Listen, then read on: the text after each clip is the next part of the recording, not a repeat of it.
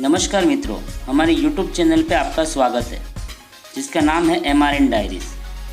हमारा आज का वीडियो है आखिर क्यों कोई भी राक्षस या असुर अंगद का पाँव नहीं हिला पाया। तो आइए शुरू करते हैं।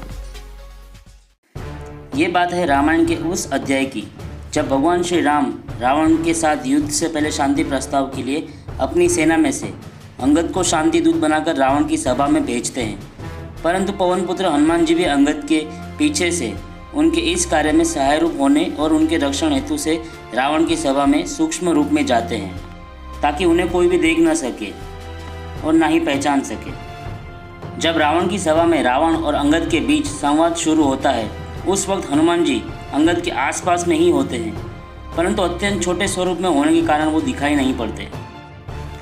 रावण अंगद से सम्मानपूर्वक व्यवहार करता है और कहता है, पुत्र, तुम्हारे पिता मेरे मित्र थे और मैं जानता हूँ तुम्हारे साथ भी अन्याय हुआ है।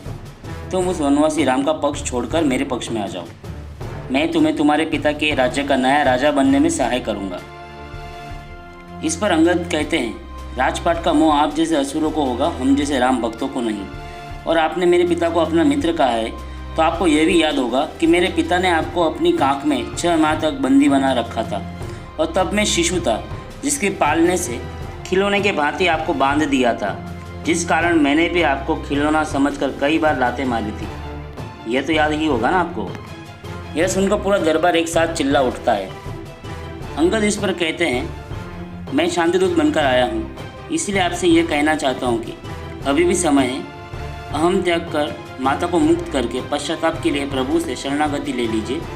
प्रभु श्री राम बड़े से बड़े शत्रु को भी क्षमादान दे देते हैं। इस पर रावण चिल्ला उठा, मूर्ख वानर, तो तू भी मरने के लिए तैयार हो जा। जब मैं राम से युद्ध करूंगा तब ये भूल जाऊंगा कि तू मेरे मित्र का पुत्र है और मैं तुझे भी रणभूमि से उखाड़ फेंकूंगा। इस पर अंगद जोर जोर से हंसने लगते हैं और कहते हैं, प्रभु श्री राम से युद्ध तो बाद की बात है, पहले उनके सेवक से मुकाबला कीजिए। मैं श्री राम का शांति दूत अंगद आपको यह चुनौती देता हूँ, इस सभा में ऐसा कोई नहीं जो मेरा पाँव तक हिला सके। अगर किसी ने भी मेरा पाँव यहाँ हिला दिया तो मेरे प्रभु श्री राम अपनी हार खुद स्वीकार कर लेंगे। ये मेरा वचन है आपसे। यह बात सुनकर हनुमान जी भी चौंक जाते हैं। ये क्या कह दिया अंगद जी ने। अगर अंगद जी का यह कथन को झुकलाना चाहूँ तो प्रभु श्री राम का अपमान होगा। अगर उन्हें यह कार्य करने दूँ तो इस सभा में मेघनाथ और रावण जैसे योद्धा है जो यह कार्य करने में समर्थ हैं। मुझे कुछ करना होगा। ऐसा सोचकर बजरंगबली प्रभु श्री राम का स्मरण करते हैं। जैसे ही अंगद जी अपना पाँव जमीन पर तटस्थ खड़ा कर देते हैं उस वक्त बजरंगबली अति सूक्ष्म रूप में उनके पाँव पर आकर बैठ जाते हैं और अपना सारा भार इस तरह से रखते हैं कि अंगद जी के पाँव पर भार भी न लगे और उनका पाँव भार के कारण रत्ती भर भी हिल ना सके।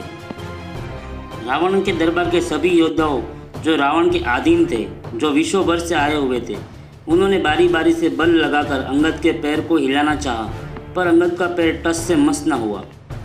मेघनाथ ने भी इस अपमान के लिए क्रोधित होकर अंगद का पांव हिलाने गए, पर उन्होंने भी अपना सारा बल लगाया पर अंगद का पांव न हिला सके।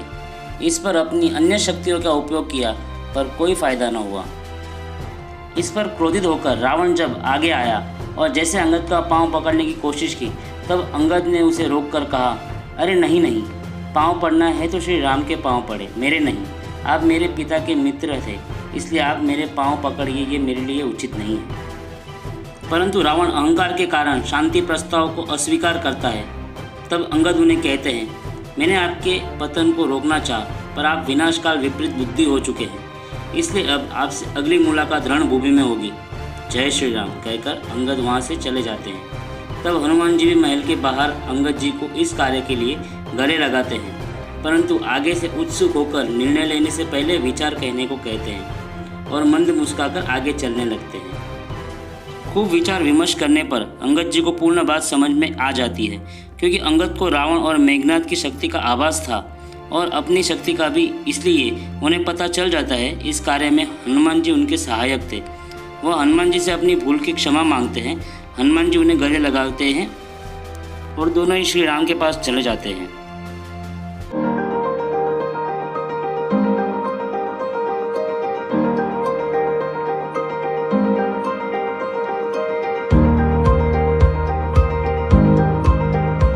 आज के लिए बस इतना ही। उम्मीद है आपको हमारा ये वीडियो पसंद आया होगा। अगर हाँ तो प्लीज़ लाइक, शेयर और सब्सक्राइब कीजिएगा। Thank you.